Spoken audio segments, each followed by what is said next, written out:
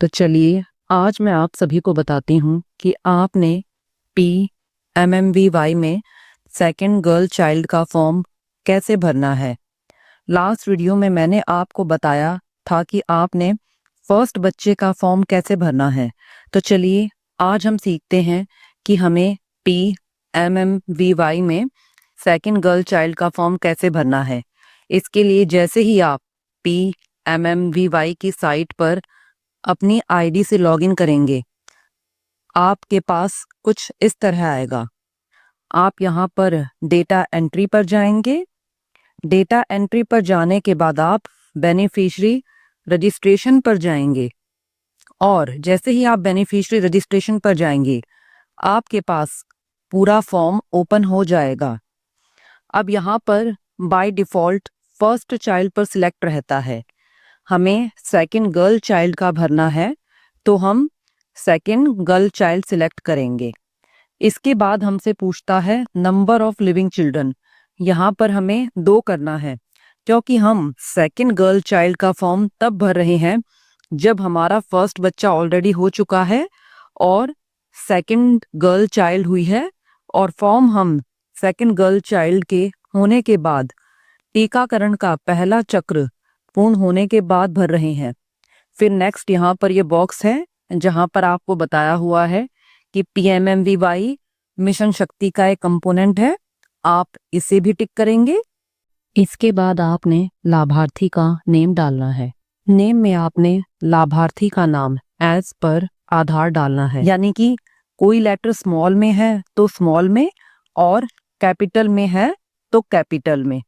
इसके बाद आपको आधार नंबर डालना है। आधार नंबर डालने के बाद ये आता है आधार इज ऑथेंटिकेटेड, यानी कि लाभार्थी का आधार प्रमाणित है, ठीक है। और यदि लाभार्थी का खाता आधार सीडेड नहीं होता है तो भी यहाँ पर मैसेज आ जाता है get your account seeded with Aadhaar and DBT enabled. इसका मतलब यह होता है कि लाभार्थी का खाता आधार सीडेड नहीं है। इस केस में आप लाभार्थी को उनका खाता आधार से सीडेड करवाने के लिए और DBT इनेबल्ड करवाने के लिए कहेंगे। फिर आप लाभार्थी की डेट ऑफ बर्थ डालेंगे। आप याद रखें, आधार कार्ड में लाभार्थी की डेट ऑफ बर्थ पूरी लिखी हो, सिर्फ ईयर लिखा है तो उन्हें डेट ऑफ बर्थ अपडेट करवाने को कहें।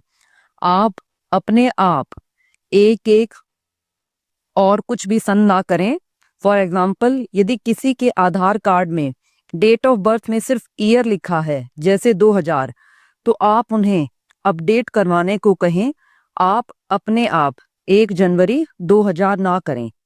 जैसे ही आप डेट ऑफ बर्थ डालेंगे, लाभार्थी की एज अपने आप कैलकुलेट हो जाएगी।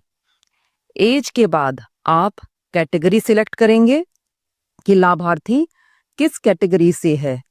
अन्य में है, SC ST, यानी कि लाभार्थी की जो भी कैटेगरी हो आप उसे सिलेक्ट करेंगे। कैटेगरी डालने के बाद आप मोबाइल नंबर डालेंगे। जब आप मोबाइल नंबर डालेंगे तो आपसे पूछा जाता है कि आपने जो मोबाइल नंबर डाला है वो किसका है। सेल्फ यानी कि खुद का है, हस्बैंड यानी कि पति का है, मदर यानी कि माता का है, पिता का है, ससुर का है, सास का है। तो जिसका भी हो आप उसे सिलेक्ट कर लें। अब नेक्स्ट है एलिजिबिलिटी प्रूफ, यानी कि एलिजिबिलिटी क्राइटेरिया, यानी कि आप किस आधार पर लाभार्थी को लाभ दे रहे हैं। यहाँ पर आप देख सकते हैं कई कंडीशंस दी हुई हैं। इनमें से लाभार्थी के पास जो भी उपलब्ध हो आप उसे डाल देंगे। मैं आपको एक एक कंडीशन पढ़कर बता देती हूँ। जैसे फर्स्ट कंडीशन है women whose net family income is less than 8 lakh per annum, यानी कि महिला के परिवार की वार्षिक आय 8 लाख से कम हो।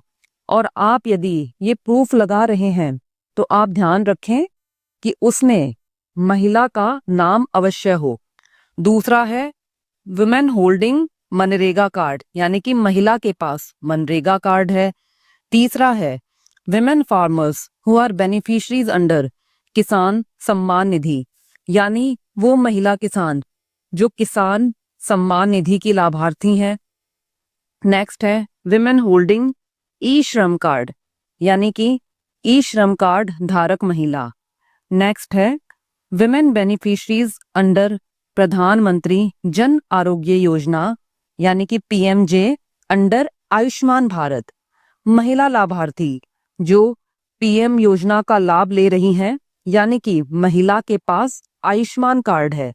नेक्स्ट है women holder of BPL ration card, यानी कि बीपीएल यानी कि below poverty line ration card धारक महिला।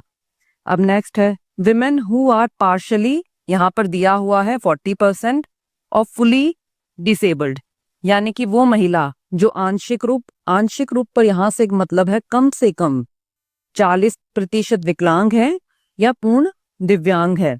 फिर यहाँ पर दिया हुआ है pregnant, lactating, anganwadi worker, anganwadi helper या आशा वर्कर। फिर नेक्स्ट है यहाँ पर एनएफएसए 2013 के तहत राशन कार्ड धारक महिला, यानी कि राष्ट्रीय खाद्य सुरक्षा अधिनियम के तहत राशन कार्ड धारक महिला। तो इनमें से हमारी लाभार्थी के पास जो भी एलिजिबिलिटी प्रूफ हो आप उसे लगा देंगे। यहाँ पर इन लाभार्थी के पास फैमिली आईडी है, यानी कि पहला है जिसमें परिवार की वार्षिक आय 8 लाख से कम है, तो हम यहाँ पर पहला ऑप्शन सिलेक्ट करेंगे कि women whose family income is less than 8 lakh per annum, हमने सिलेक्ट किया और जो हमने डॉक्यूमेंट सिलेक्ट किया था उसका आईडी नंबर डालेंगे। आईडी नंबर डालने के बाद आपने उसी आईडी की फोटो अपलोड करनी है। फोटो अपलोड करने के लिए आप अपलोड फाइल में चूज फाइल पर जाएंगे और आप चूज फाइल पर जाने के बाद यहाँ पर फोटोज एंड वीडियोस पर जाएंगे।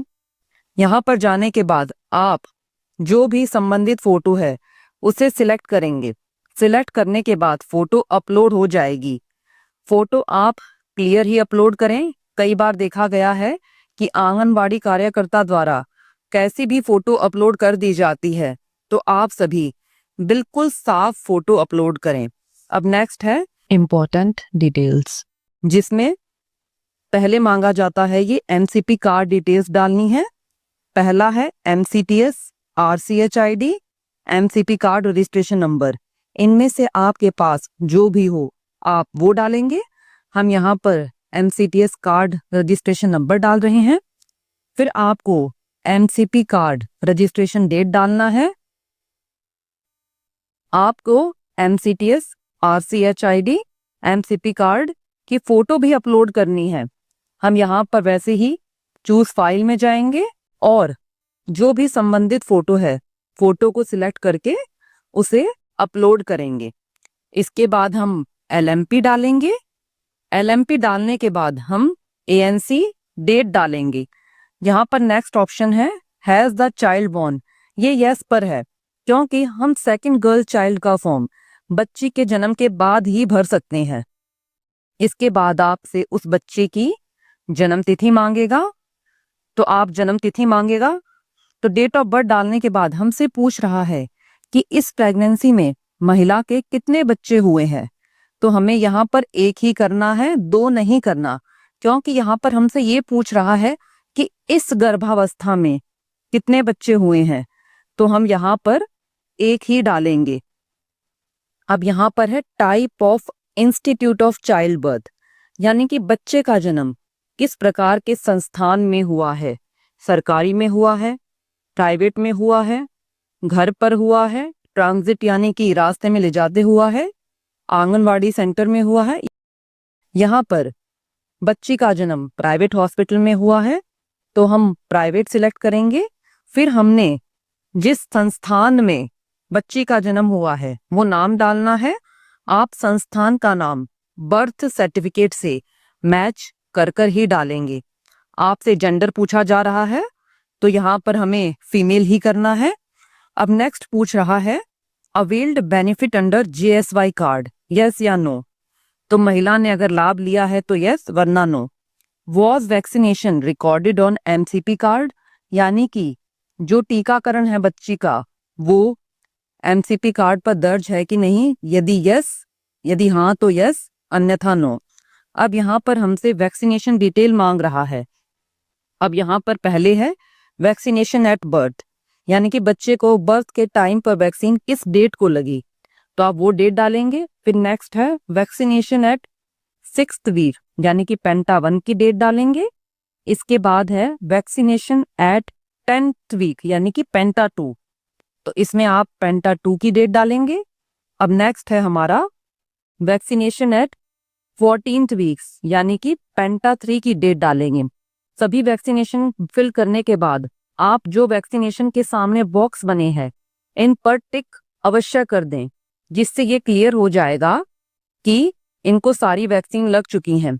अगर आप सबके आगे टिक नहीं करेंगे तो फॉर्म सबमिट नहीं होगा।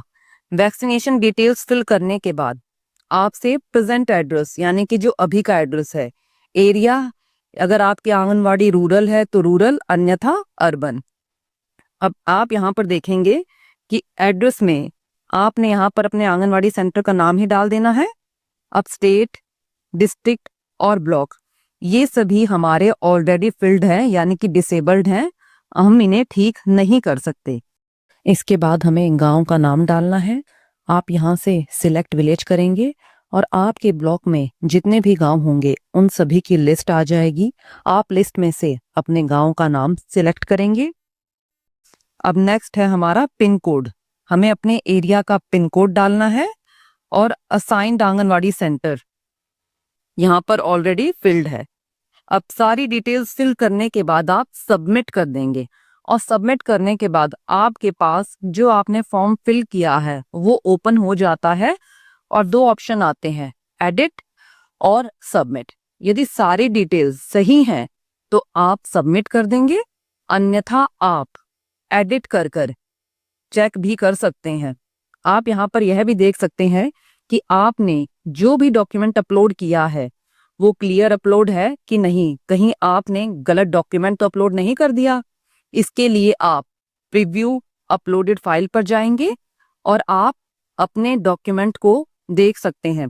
ऐसे ही आप नेक्स्ट है preview MCP RCH ID card, इस पर जाकर भी अपने डॉक्यूमेंट को देख सकते हैं कि कहीं आपने गलत डॉक्यूमेंट तो अपलोड नहीं कर दिया, और यदि गलत किया है तो आपने वही एडिट पर जाना है। और एडिट पर जाने के बाद आप देखेंगे कि हमारे बहुत से कॉलम डिसेबल्ड हैं। डिसेबल्ड से मतलब ये है कि हम उन कॉलम्स को ठीक नहीं कर सकते। यदि वो कॉलम गलत भरे गए हैं तो हम उन्हें ठीक नहीं कर सकते। हम केवल उन्हीं कॉलम्स को ठीक कर सकते हैं जो डिसेबल्ड नहीं है। तो इसीलिए आप जब भी फॉर्म भरें तो ध्यान से और ठीक ढंग से भरें, ताकि आपको फॉर्म भरते टाइम कोई गलती ना करें। क्योंकि आप जब फॉर्म को सबमिट कर देंगे और जो कॉलम्स डिसेबल्ड होंगे वो आपकी सुपरवाइजर भी ठीक नहीं कर सकती हैं। तो इसीलिए आप सभी कार्यकर्ताएं जब भी पीएमएमवीवाई का फॉर्म भरें तो उसे अच्छे से चेक कर कर ही भरें। अब आप इसे यहाँ से सबमिट कर देंगे।